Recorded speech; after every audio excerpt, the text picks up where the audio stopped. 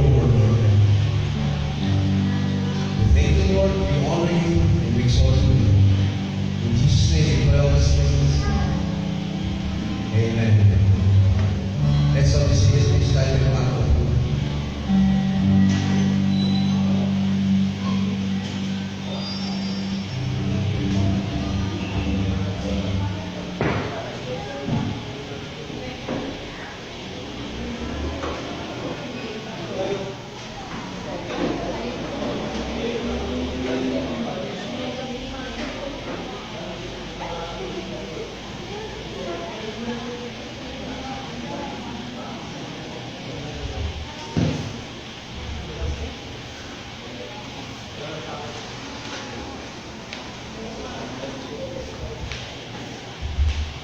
Magandang umaga po. Good morning. Welcome back. Kailan ka dumating? Welcome again. And welcome baby. Welcome po ulit. And sino pa ba? Okay. Yan. Pagdagang na tayo.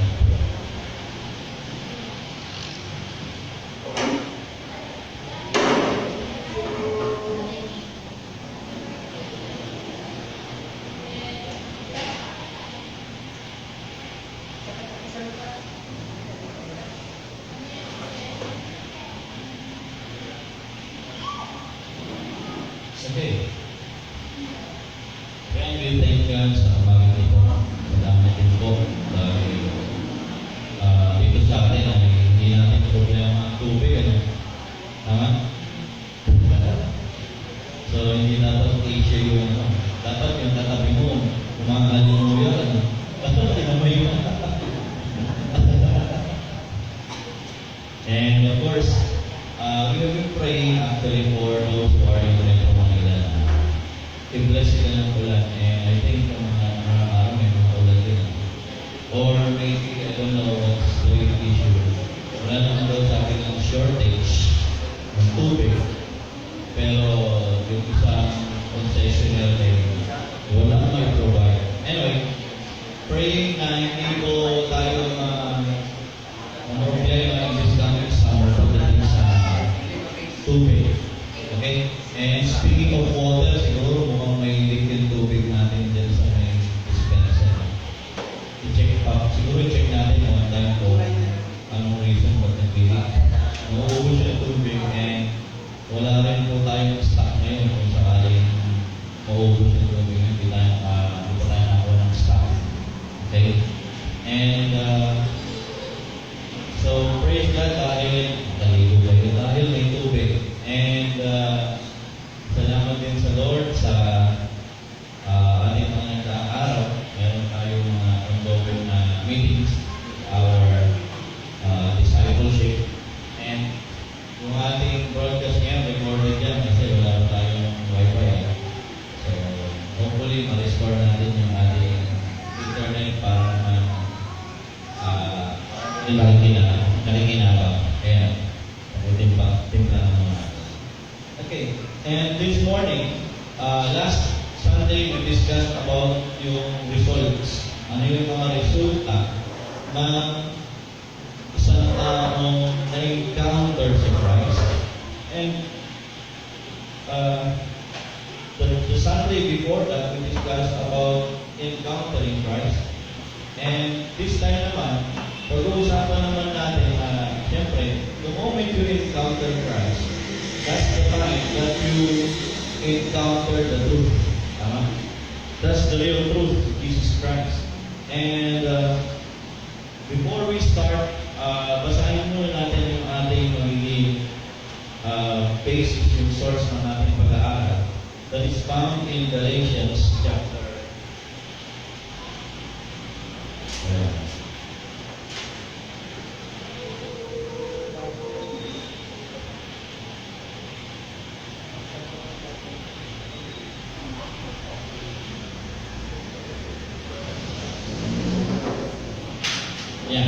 Galatians chapter 1. Simula verse 1 hanggang verse 24. Okay? Malinaw ba sa inyo? Nababasa ba? Nababasa na. So, mangyayari sa agulan, ano? Yung dito sa left, yung verse 1, yung verse 2, dito sa may right side ko naman. And then, all together, we will read yung verse 24. Okay? Verse 1, dito po sa left side ko, already begin.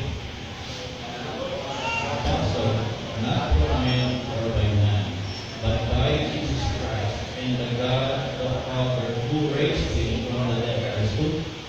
And all members that are with me to the churches of Galatia. Verse 3. Grace to you and peace from God the Father and our Lord Jesus Christ, who believed our sins to rescue us from this present evil age, according to the will of God our Father. Verse 5. Whom we glory forever and ever. Amen. Verse 6. I am amazed that you are so quickly turning away from him, who called you by the grace of Christ, and are turning to a different gospel. Not that there is another gospel, but there are some who are following you and who want to change the good news about the Messiah. Verse 8. But even if we, or an angel from heaven, should preach to you a gospel other than what we have preached to you, a curse be on him. Right? And as we have said before, I now say again, if anyone preaches to you a gospel contrary to what you receive, a curse be upon him. Verse 10. For I am now trying to live with you. If I were a priest and preaching from these people, I know that this is in Christ. Verse 11. What I want to know, brothers, that the gospel preached by me is not based on your own thought. Verse 12. For I did not receive it from a man's and I was not taught, but it came by a revelation from Jesus Christ. Verse 13. For you are right, I persecuted God's church to an extreme degree and tried to destroy it. Verse 14. I advanced into the kingdom and not many contemporaries among people, because I was extremely zealous for the traditions of my ancestors. But when God, who from my birth set me apart and called me by His grace, was pleased to reveal His Son in me, so that I could preach Him among the Gentiles, I did not immediately consult with anyone. I did not go afterwards to those who had become apostles before me. Instead, I went to Arabia and came back to Damascus. Then after 3 years, I did go up to Jerusalem to get to know Cephas, and I stayed with him 15 days. But I did not see any of the other apostles, except James, the Lord's brother. For now I am not lying in what I write to you, brothers and sisters. Afterward, I went to the regions of Syria and Cilicia. I am personally known to the Judean churches in Christ. They simply kept hearing him who formerly persecuted us now preaches the way amongst Christ is for. Verse 24 again. And they glorified God because of him. Father, we pray na kayo po ang nangusap sa amin. Salamat po sa buhay ng Apostol Pablo. Naway sa magitan ng pag-aaral ng salita ay patuloy na makausapin ng inyong sa Espiritu. Kayo nawa ang malunari sa aming mga buhay sa pangalan ng Jesus. Amen. And again, just like what I have encouraged you to memorize yung ating mission statement. Ano yung ating mission statement? Ready? Begin.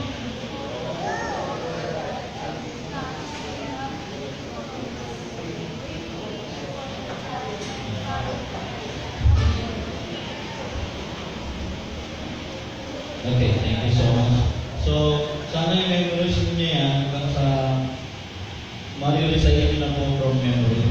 And this morning, I would like to discuss to you about yung ginawa ni Paul dito sa book of Galatians, chapter 1. No? And I titled it Standing for the Truth. Standing for the Truth. Naranasan niyo lang meron kayo ipinaglaban. Ano yung mga naranasan nyo in the past na ipinaglaban talaga? Na para sa inyo, handa kang ma-expose publicly because of this advocacy. And you are willing to sacrifice and to spend a lot of your time and resources just for that advocacy na ipinaglaban mo. Do we have something that we are fighting for? Okay. Well, it is true no, that as Christians, tayo po mga Christians, we are called by God to love. We are called by God to love. In fact, sabi nga sa John 13:35, it is a sign that we are Christ's disciple if we love one another. So that must be a badge that we should always carry. But don't you know, sometimes ganito po, no? Minsan may mga tao na nagkakamali po when it comes to truth and love. Tama? There are people na puro love na lang. But if too much love without giving importance to truth, alam po ninyo mangyayari, magkakaroon po ng compromise. Love without truth is compromise. Tama? On the other side of the extreme, remember, love and truth. On the other side of the extreme, kung puro truth naman at walang love, ano mangyari? Legalism. Nakita niyo yun?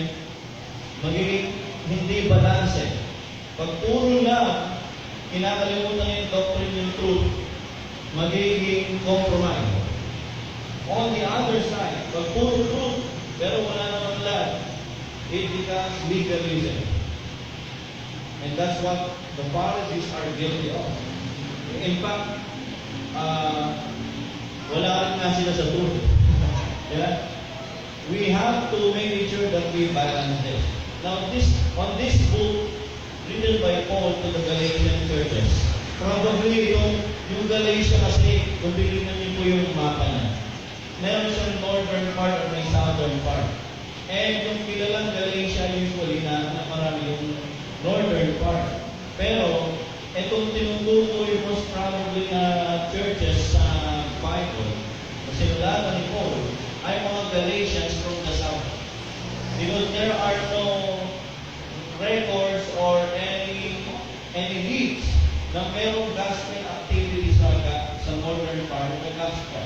So most probably yung Galatian Christians na ina-address ni Paul dito, which most of the time kung siya nagpupunta ay sa southern part ng Galatia. So medyo mountain region po yun. And then, yung ministry niya sa Galatia ay maiksing panahon lamang din po. And he was able to preach the gospel to the Galatian people. Ang problema, pinasok agad ng false teachings ang Galatian church. Now, let me clarify some important matters when it comes to defending the truth. Una ho sa lahat, ito po, this is what characterizes biblical Christianity. Yung ating mga pinaglalaban ito, we will defend this truth no matter what. Ano yung mga truth na to? Number one, the Bible is the final authority for faith and practice. We will defend that truth. Okay? Any other attempt to add to the Bible or to subtract anything from the Scripture, we do not agree them. Or any additional extra biblical resources, magazine man yan, writings man yan ng isang magaling na theologian, o libro, o sabihin natin libro man yan, not even creeds. can equal to the authority of the Scripture. Ang problema, there are churches na parang creeds na lang, yung confessions na lang nila in the past, yung kanilang binabasa, and they are reading the Bible in the light of their confessions and creeds. Nagkakaproblema po doon. Because there are no perfect creeds in the first place and confessions. Kaya nga tayo sa ating tinatawag na Baptist Faith and Message. By the way, kung gusto nyo malaman kung ano yung pinaniniwalaan doctrine natin as Southern Baptist, kasi maraming klaseng Baptist. Pero tayo sa Southern Baptist, meron po tayo tinatawag na statement of faith o yung confession na tinatawag natin that we believe to be what the Bible is teaching. I-search nyo na lamang po sa Google yan, Baptist Faith and Message of 2000. Nandun po nakalista yung ating mga statement of faith at yung mga position natin sa ilang mga issues. Now again, let me go back to what I'm saying. Meron po tayong mga tinatawag ng major doctrines. Na ito, kahit ipaglalaban natin ito ng patayan. Ano yung una? The Bible is the final authority for faith and practice. Pangalawa, the doctrine of the Trinity. No? Alam niyo yung Trinity, no? There are three persons in one God, the Father, the Son, and the Holy Spirit. They are three separate, distinct persons, but they are one God. That's the Trinity. We believe on the Trinity. The Son is not inferior, nor the Holy Spirit is inferior to any person of the Trinity, the Godhead. They are co-equal and pareho silang Almighty, being God. So we agree with that. The doctrine of Trinity, the doctrine of the Scripture, that it is the final authority for faith and practice. Number 3, we believe and agree that Jesus is 100% man and 100% God. Undiluted ang kanyang personal, yung undiluted sa kanyang tinatawag na union of 100% God, 100% man. He did not become a hybrid, but He is perfectly God and at the same time perfect man. Ang tawag po dyan yung hypostatic union.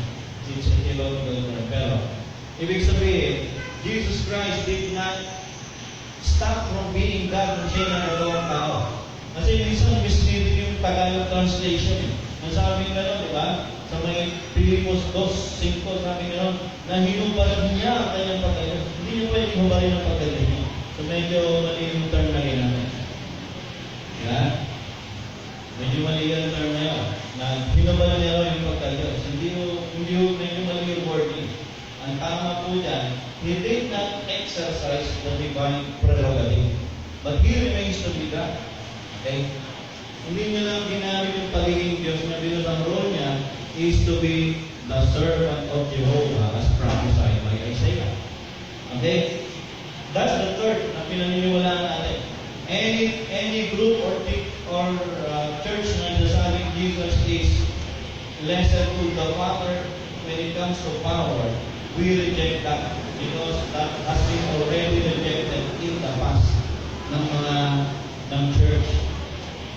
Number 4, teaching major doctrine that we believe as church, as a Christian church, is salvation is by grace through faith alone. And you have to trust Christ. It's a personal responsibility to trust Jesus. Problem is this, may mga nagtuturo ngayon na hintayin mo na lang na i-regenerate ka ng Holy Spirit. Pagkatapos, tsaka ka magtitiwala kay Kristo. No. If you're gonna read our Baptist Faith and Mission of 2000, ito yung pinaniwala natin sa Southern Baptist. We believe that man is responsible and he has to make a decision for Christ whether he will choose or reject Jesus. Kaya salvation is by grace through faith. Okay? Walang works, walang membership sa church, walang baptism, walang... Iba naman yung sabi, kailangan makabaptize kayo ng Holy Spirit. Pag walang manifestation ng speaking in tongues, hindi ka talaga saved. We reject that notion. Okay? Ito yung mga pinaniniwalaan natin. And then, eternal destinies. we believe na ang tao na namatay kay Kristo ay diretsong langit siya. Hindi na matutulog yung kaluluwa sa lupa at tulong din ng iba. And there is no intermediate states na tinatawag na sa atin, langit, diretsong pag namatay ka, diretsong langit, diretsong impyerno. Diba? Wala na computation na hihintay yung kaluluwa sa yung gagawin yung kaluluwa sa lupa computation. Tatapusin na iyong mission. That's not true. Ang basis nila si Jesus daw, 40 days bago siya umakit sa langit. Eh ang problema si Jesus resurrected na. Glorified body na siya. Eh yung namatay, patay pa rin. Paano siya mag-grow 40 days? See? So, we believe that when a person dies, immediately he goes to where he is supposed to go. To heaven with God if he is a believer in Christ, or to hell kung siya ay wala sa Panginoon, kung wala siya kay Kristo. So these are the truths, major Bible teaching po ito, na hindi natin pwede i-give up, hindi natin pwede i-compromise, hindi natin pwede i-suko. Ano yung mga minor doctrines? Music. May mga church ang gusto, piano lang, solo. May gusto naman iba. Gusto nila, may praise and worship. Ano lang po yun? Minor issue, dapat big deal. Hindi dapat tayo nag-iwalay, nag-aawal sa mga issue. Okay? And then, sa pagkain, di ba? Minsan, big deal sa iba yung pagkain. Kung ang kapatid mo kumakain ng pork, ikaw rin, do not judge the person. Di ba? Warning yan mo lang kasi may physical consequence ka lang, di ba? Ano pa? At least yun yung ilan sa mga minor. Yung mga minor issues pwede natin ipagkailit-balikan. Diba? Sabi nga ni Augustine, in essentials or essential doctrines, unity. In non-essential doctrines, yung mga minor issues, liberality. Ibig sabihin,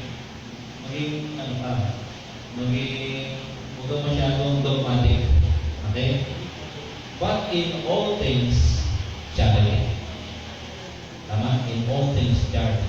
Now, si Apostle Paul, when he wrote the book of Galatians, is very unique. Alam niyo kung bakit? Lahat ng mga letters ni Paul sa mga churches, puro meron magagandang greetings.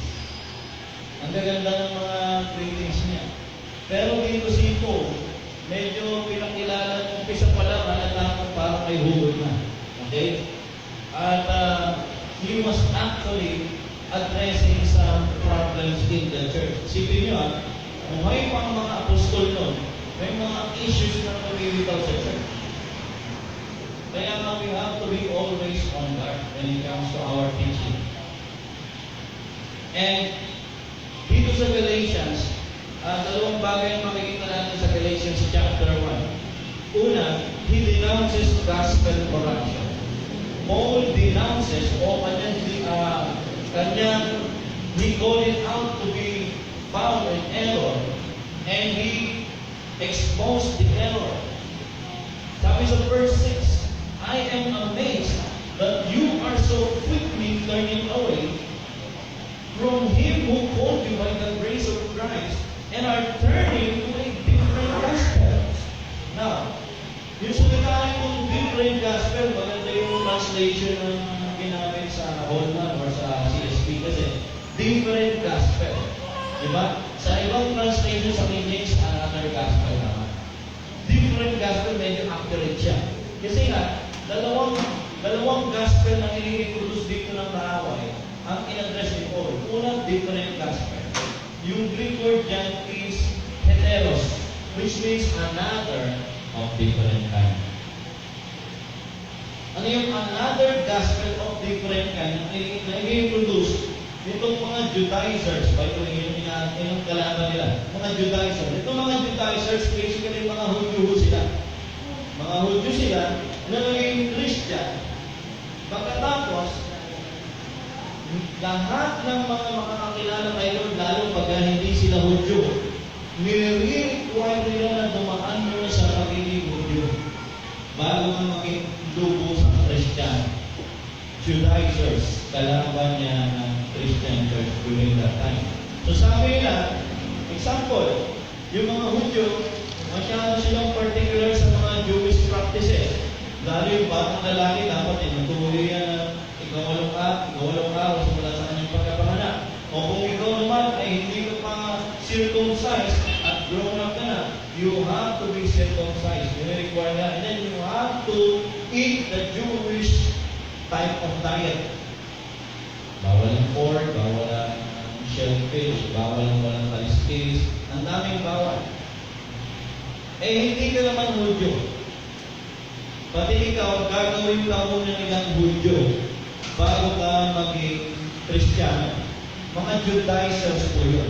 At yun ang ina-address ni Paul dito. That's another gospel. How can we who have been freed from the bondage of the law by Christ ever return again to practicing what we have been delivered from? You see? Pinabagaling uli sila sa my works, which is hindi nga po yun ang way. At sinabi nga ni Cristo sa Galatians, by the deeds of the law, no flesh will be forgiven, will be justified. So sabi ni Paul, grabe, ang ito niya kagad, ako nagtatakas na ito. Ako'y nagpapagabat sa inyong madaling paghiwalay sa Kanya. I am amazed that you are so quickly turning away from Him who called you by the grace of Christ and are turning to a different gospel. Kaya nga mahalaga ko yung nag-aaral ng Biblia. Bakit? Para hindi mo kayo naligaw ng kung sino-sino. Hindi mo kayo makulayan sa inyong pangkunawa. He denounces gospel corruption. Now, what is the gospel? Sinabi mo sa 1 Corinthians 15. Yung gospel na tinanggap niya sa Panginoon, sabi niya rito, verse 1, mga kapatid, ngayon ipinapaalala ko sa inyo, ang magandang balita, yan, the gospel, ang magandang balitang ipinangaral ko sa inyo, iyan ang magandang balitang inyong tinanggap at naging saligan ng inyong pananampalataya. Gospel, dyan nakasalalay, nakatayo, nakasandig ng ating pananampalataya. Naliligtas kayo sa pakita nito kung matatag ninyong pinanghahawakan ng salitang pinangaral ko sa inyo. Maliban na lamang kung walang mapuluhan ang inyong pagsampalataya. Sabihin kung baliwala naman sa iyo, baka hindi na totoo yung faith mo. Verse 3, sapagkat ibinigay ko sa inyo bilang pinakamahalaga sa lahat ang tinanggap ko rin na si Jesus, na si Kristo'y namatay dahil sa ating mga kasalanan tulad ng sinasabi sa kasalanan. Inibigay siya at muling nabuhay sa ikatlong araw tulad din ang sinasabi sa kasulatan. So this is what the gospel means. The gospel is the good news about the death, the burial, and resurrection of Jesus Christ. That is the gospel. Dahil good news siya, the only response that God requires is for you to believe. Tama? Mannalig lang. Ngayon lang ang kailangan gawin. To believe. And that is enough for you to be saved. Ang dami ng mga Bible verses na may kondisyon ng kaligtasan ng tao. Kailangan manalig ang tao sa Diyos. Meron naman yung sumisigat ngayon na actually, no 15th century pa yan. Na hindi mo na ang tunay na may mga pinili na lang. Tapos, yun lang yung talaga na nananampalataya. Tapos si Kristo namatay sa mga pinili na. Of course, misunderstanding yan na biblical teaching. It disregards human responsibility and it makes God a respecter of person. Okay? So, medyo although in-house within Christianity pa rin yung issue, Christian pa rin naman yung mga guru ng God. We believe na every man has to make a decision make a decision so that you will have no excuse. Kagaya ng sabi sa Romans chapter 1 verse 20. May nagtanong sa akin, Pastor, paano yung mga hindi nakakakinig ng preaching, na naabot ng gospel, naabot ng Bible? Where will they go if they die? Did God ever give them any chance? Yes, sabi ko, binibigyan sila ng chance. Sabi sa Romans chapter 1 verse 20. Nandun po ang pinakita ng Lord dito yung kanyang kahabagan ng biyaya. Kasi may mga unreached people pa po na mga grupo. Diba? Marami pa po hindi naabot ng Ebanghelyo. There are people groups that has never heard or have never heard the name Jesus.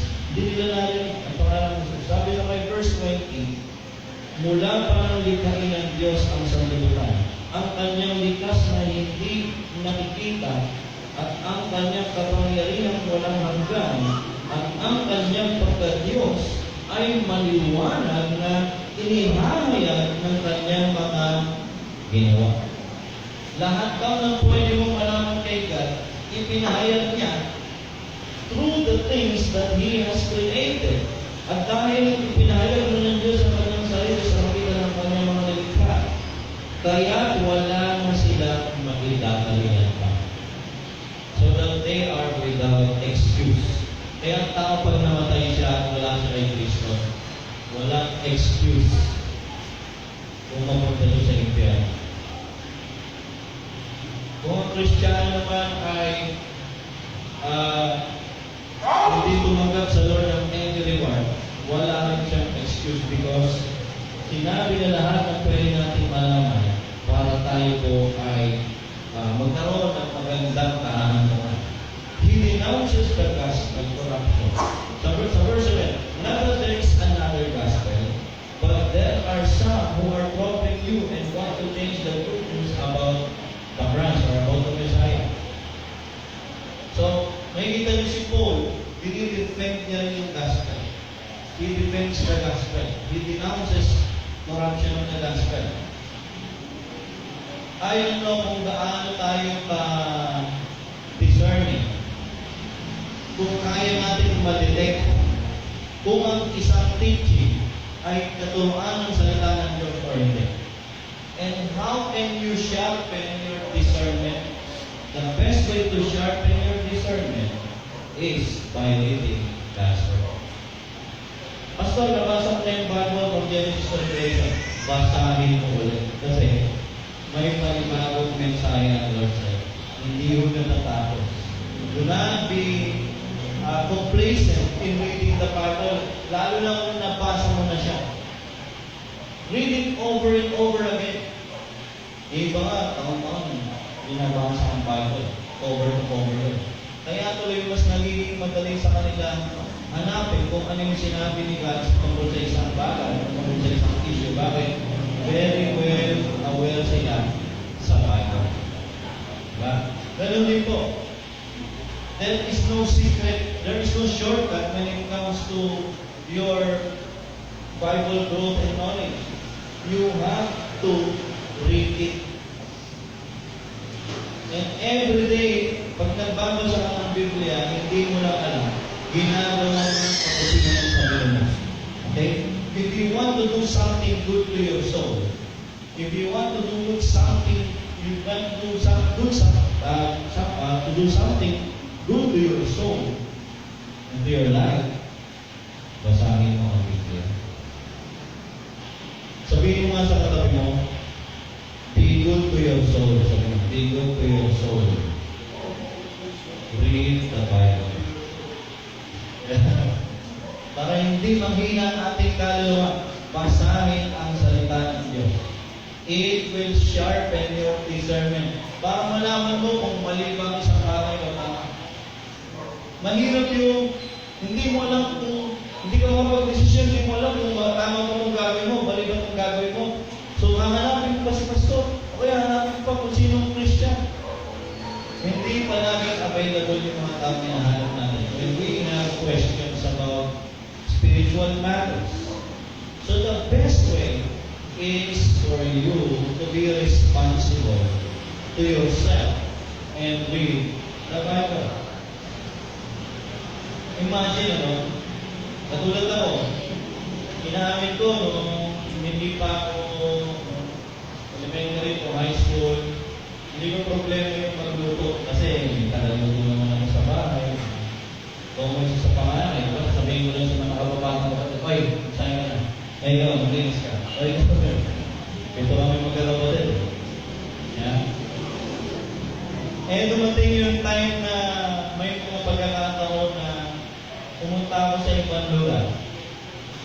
Ayun na, hindi pala ako marunong magluto. Tatanong ko lang sa akin, dahil. Diba? Ano ba? Pritong itlog. Diba? Ano ba? Kasi susunod pa yun. Ang hirap pala pagka hindi ka marunong magluto. Yeah? Buti ngayon, may Google na. Kaya pag hindi mo alam, meron yung gaya niya. Sundan mo na lang. Pero, that's what it means to be independent. Tama? Kumbaga,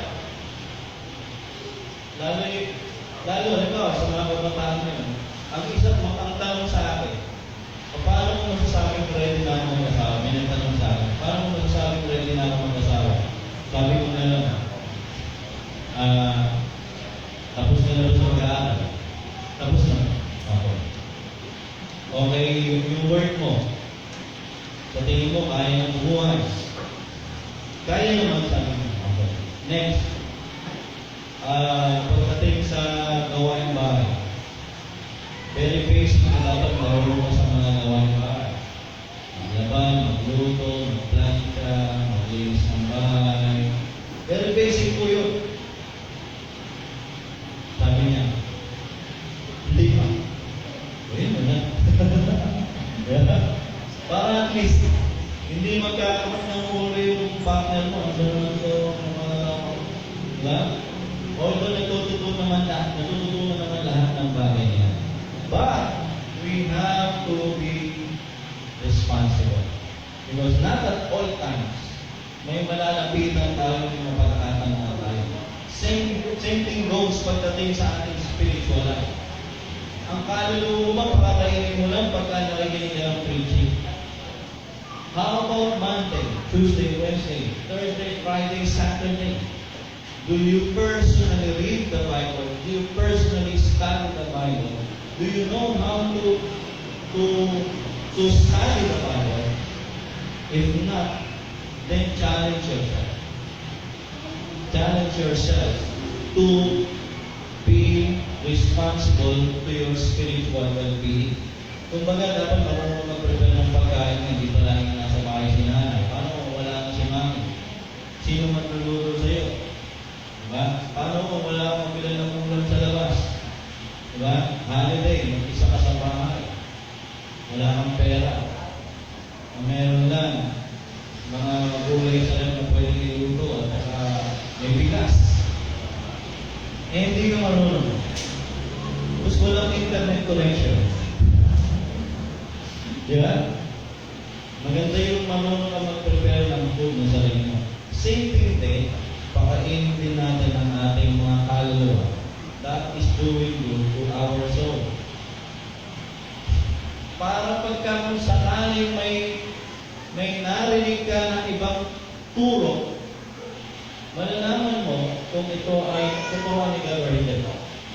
Verse 8 says, sabi ni Paul, but even if we or an angel from heaven, very prophetic itong statement ni Paul dito, kahit man kami o anghel sa langit ang mangaral sa inyo ng ibang ebanghelyo,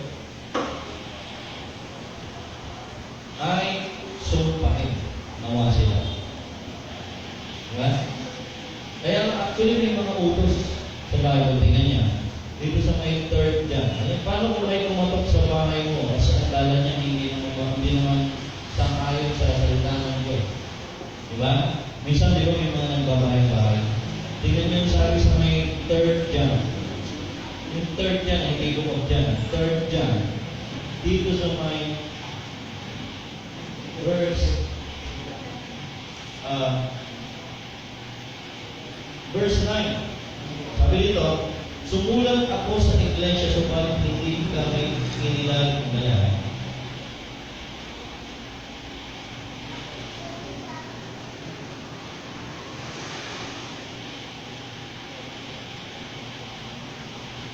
Yung verse 7, yun yung mga nangangaral na nangingi ng pera, pero yung mga ngaral dito sa verse 7, hindi nangingi ng pera. Okay? Now dito sa may verse 2 John pala, sorry, 2 John. 2 John, verse 10. Sabi rito, if sino mang dumating sa inyo na ibang turo ang dala, ay huwag ninyong tanggapin sa inyong bahay, ni huwag ninyong batiin. Diba? Ayun mga katok. Lalo kung alam mo ibang turo niya. Sabi, huwag niyo raw tanggapin sa inyong bahay. Ni huwag ninyong batiin sapagkat ang bumabati sa kanya ay nagiging kaisa niya sa masamang gawain. Hindi. So, ang tanong, paano malalaman kung mali yung dala niyang aral? Paano malaman kung mali ang dala niyang turo kung hindi mo rin alam ang salita ng Diyos? Tama? So, you have to study. Safeguard po yun ng bawat kapatiran. Kasi not every Christian knows how to defend the doctrine. Now, kung sa tingin mo, hindi mo kayang i-defend, huwag kang magdulong-dulungan. Okay? Huwag yung kahit konti lang alam mo, mag-i-engage ka na. Kung hindi mo kaya, sabi rito, huwag mo lang tanggapin. Tama? Huwag mo lang tanggapin. At huwag mo rin batigin. Bigyan niya yan. Now, verse 9.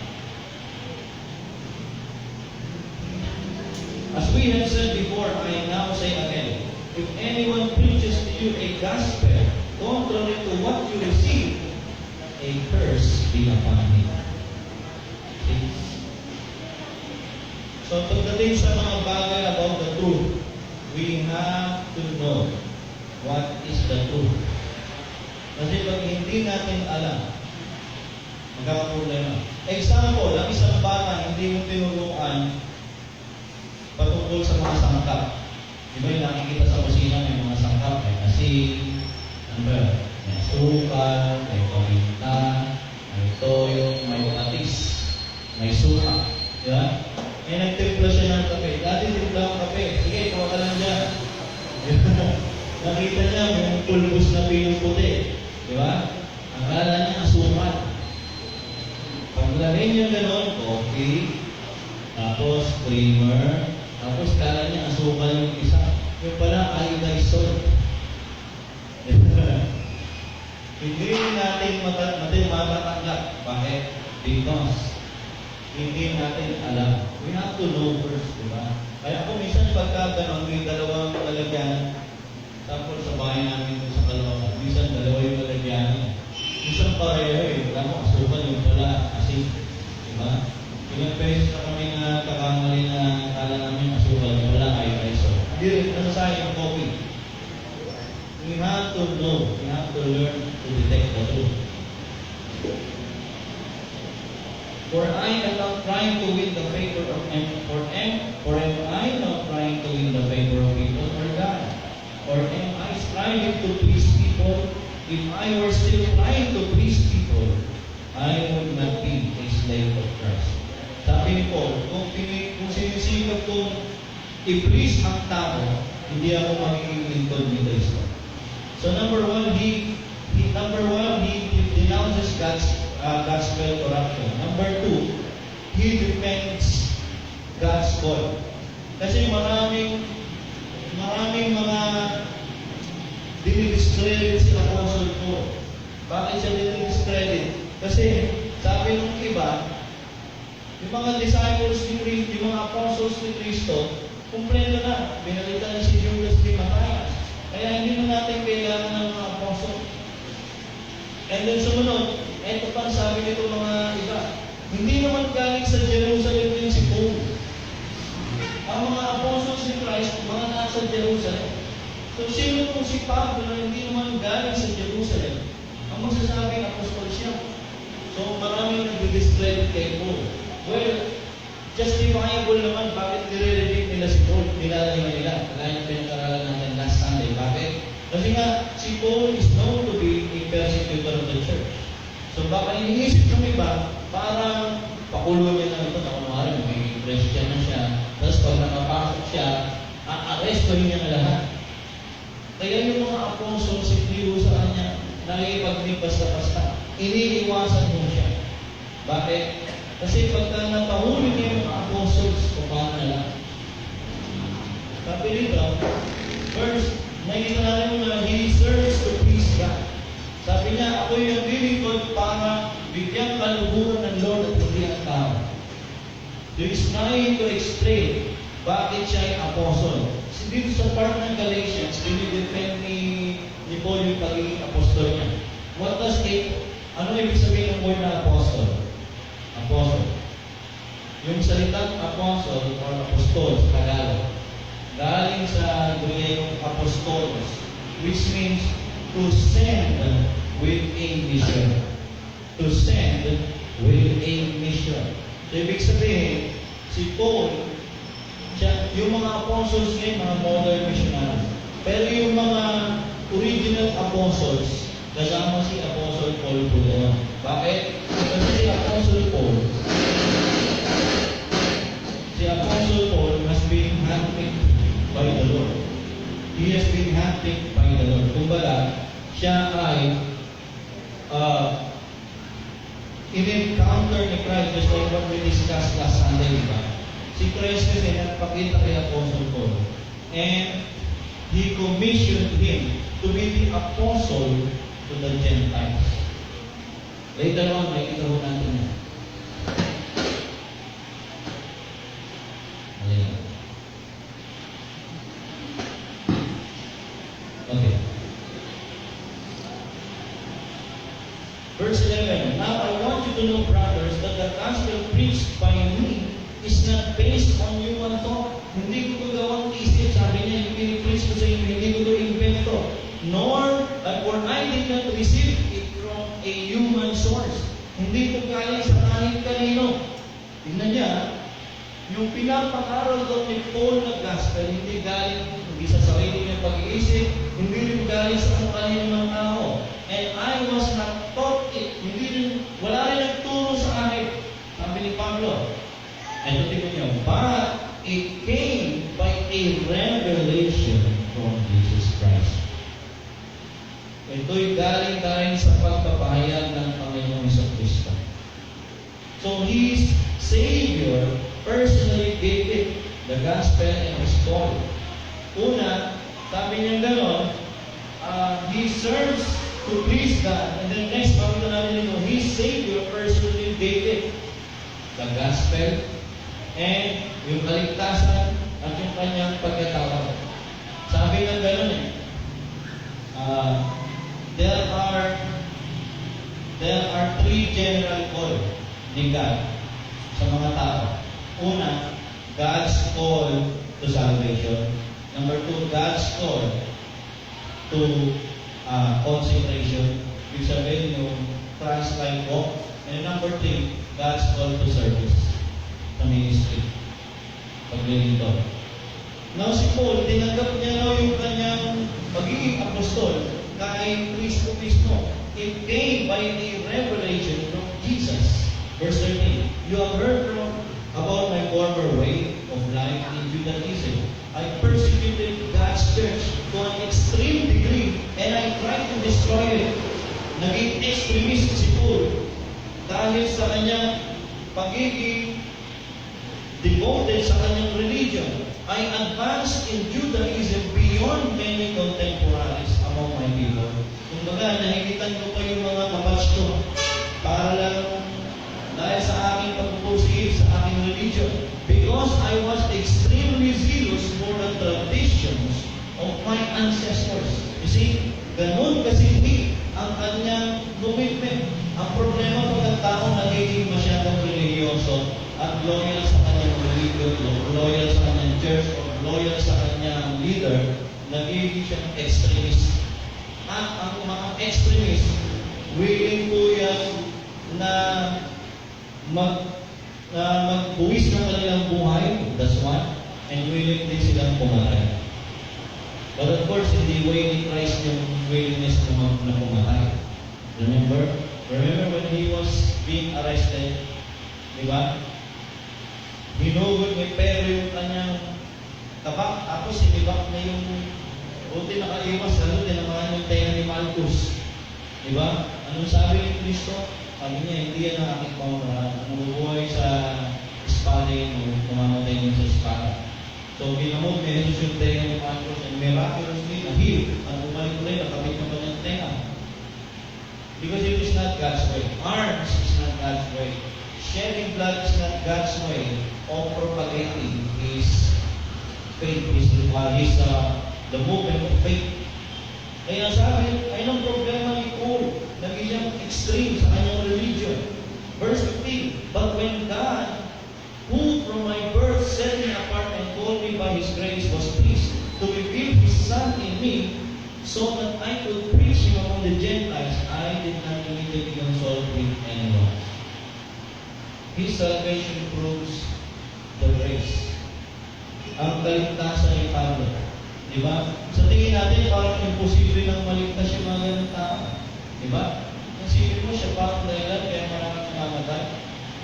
Siya pa ang cause kaya maraming inaaresto ang mga Kristiyano. Siya ang nagpapakulong, siya ang nagpapapatay. Siguro kung sa ordinaryong panahon natin, mga gusto natin buksain na rin yung tao. Di ba? But, dahil sa habag ni God, inahabagan siya at iniligtas siya. Kaya nga makikita natin dito na yung way of love ni God sa kanyang pag-reach out sa mga tao, the gospel. Next, but when God, tinawag siya to reveal His Son in me so that I could preach the gospel Him among the Gentiles, I did not immediately consult with anyone. I did not go up to Jerusalem. Si Paul, sabi nga naman, hindi agad siya nakipag-usap kung kanino man. Diba sa pinag-aralan natin last Sunday, nag-prayer and fasting muna siya ng 3 days. Hindi siya kumain, nag-pray lang siya ng mga 3 days. Nag-stay siya, hindi siya naghanap ng sino mga disciple. Instead, sabi rito, I went to Arabia and came back to Damascus. Verse 18, then after 3 years, I did go up to Jerusalem to get to know Cephas. Si Cephas is Peter. And I stayed with him 15 days. Anong pinapakita nito ni Pablo? Next verse. But I did not see any of the other apostles except James, the half-brother of Jesus. Now I am not lying in what I write to you. God is my witness. Anong gustong patunayan ni Pablo dito? Una, gusto niya mangyari. Gusto niya i-prevent yung mga power-hungry people. He shunts power greed. Kasi may mga tao parang ganito na kailangan ang galing ka sa leadership namin. Kailangan ganito ka. Kung hindi ka galing dito, ay hindi ka pwede sa grupo namin. May ganun mga tao na kailangan naturuan siya ni ganito, ng mga kilala ko. Kailangan doon ka lang galing. Kasi pag hindi, ay baka nakakabilang sa akin. Si Pablo nga, hindi dumaan kay Pedro, hindi dumaan sa mga apostles. Hindi galing sa Jerusalem. Diba? Pero, he's one of the greatest apostles ever. Ang dami niyang sinulat ng Bible book sa New Testament, 13 lang na.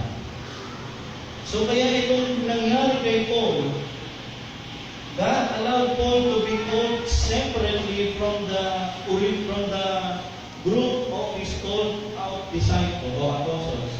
Because God is teaching us something. That we cannot monopolize authority. We cannot monopolize power. We cannot monopolize religious authority kasi magiging exclusivist tayo. Minsan nag-iipit tayo sa ganyan. Diba? Example, may mga Baptist na sabi nila, kami lang ang talagang galing sa New Testament. Nagiging exclusivist sila. Ay, may iba naman grupo ng Baptist. Eh, kami lang ang tama kasi itong teaching namin. Kanya-kanya, pero kami ng Baptist. Yan. Hindi ako kailangan para mga Baptist. Si Paul, pinigilan niya yun. Yung nangyari kay Paul is a clear indication that no group, no particular group, no people can ever monopolize the movement of Christianity. Kahit tayo ng mga Southern Baptist, hindi pwedeng sabihin ng mga Southern Baptist, kami ang talagang biblical. We cannot tell that. No. We cannot monopolize. In fact, nag-i-improve ang Southern Baptist. From time to time, ina-address ni Southern Baptist yung mga pressing issues and yung mga religious issues, pati yung societal issues na nangyayari from time to time. And I think kailangan na rin gumawa ng statement ng SBC sa mga bagong issues ngayon about LGBTQ community. Although they have already made a statement, pero hindi pa lang ka fully blown yung homosexual movement noong mga year 2000 nung in-address nila yan. Kasi noong year 2000, kaya na Baptist Faith and Mission Message of 2000. Kasi noong year 2000, nag-release ulit ang Southern Baptist ng official statement natin regarding some issues. Calvinism initial, in-address na rin doon, abortion, homosexual marriage, same-sex marriage, in-address na rin doon. Pero, tingin ko may mga ibang issues na dapat na hindi in-address pa. From time to time, we have to make a stand regarding some pressing issues that the church encounters. We cannot stay rooted ourselves to our previous statement. Like in 1930s or 40s, may mga release na pinakaunang release ng Southern Baptist na Baptist Faith and Mission. And then in 1963, nagkaroon ulit ng panibago release. Nirevise nila yung kanilang statement. Tapos ngayong year 2000, last year 2000, meron naman silang bagong statement. We have to address every issue from time to time because nagbabago po ang challenges ng church. We cannot stay rooted in our Christian doctrines or knowledge in the previous decades. We have to be at pace sa challenges. Afterward, I went to the regions of Syria and Cilicia. I remained personally unknown to the Judean churches in Christ.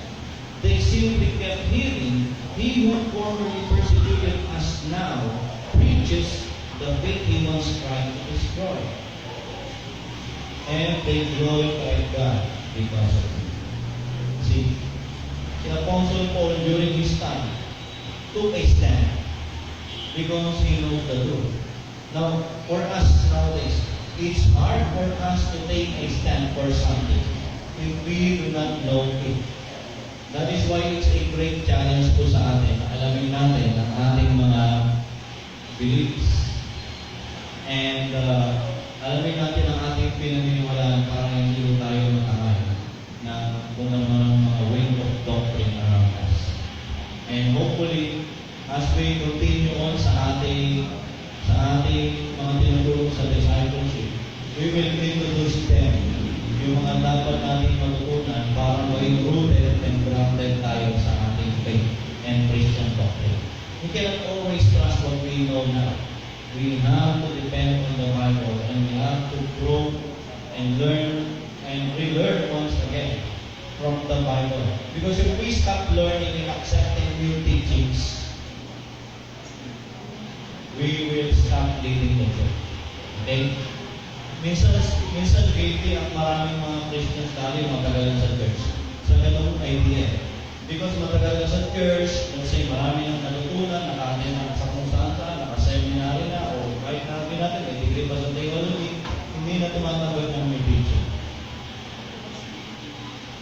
And it's a sign na hindi nag-grow ang isang tao. If you stop learning, you stop growing. So we have to learn new things. But of course, yung doctrine hindi pa baguhin. Solid yun. But how the church addresses issues, how the church faces challenges kailangan we have to be at pace. We have to be led by the Holy Spirit para po alam natin ang ating kinalaman. Standing for the truth. And they glorify God because of His ability. His service pleases God. We were commanded by the Bible. Dear friends, although I was eager, sabi ni Jude, brother of Jesus, I was eager to write to you about the salvation we share. I found it necessary to write and exhort you to contend for the faith that was delivered to the saints once for all. We have to know what we believe and be able to share it to others and defend it to those who oppose them. Even Paul sabi ni Paul, if I preach the gospel, I have no reason to boast because an obligation is placed on me. And woe to me if I do not preach the gospel. So we have to share, we have to know what the gospel is. Alamin natin kung anong ebanghelyo. Tapos kung alam mo na anong ebanghelyo, ibahagi sa mga wala kay Kristo. I am not ashamed of the gospel of Christ. For it is the power, God's power for salvation to everyone who believes, first the Jew and also to the Greek. Father, salamat po, and we thank you sa buhay ni Paul. Last week we studied about his encounter with Christ. This morning we studied about his effort to stand for the truth, to defend what's the truth, to defend the saving gospel, because nakakalungkot, prevalent po ang mga wrong teachings. Kahit sa loob ng Christian churches and Christian circle, may mga wrong notions. So we have to know what we believe and be able to share them and defend them if necessary. Thank you, Father. In Jesus' name I pray. Amen.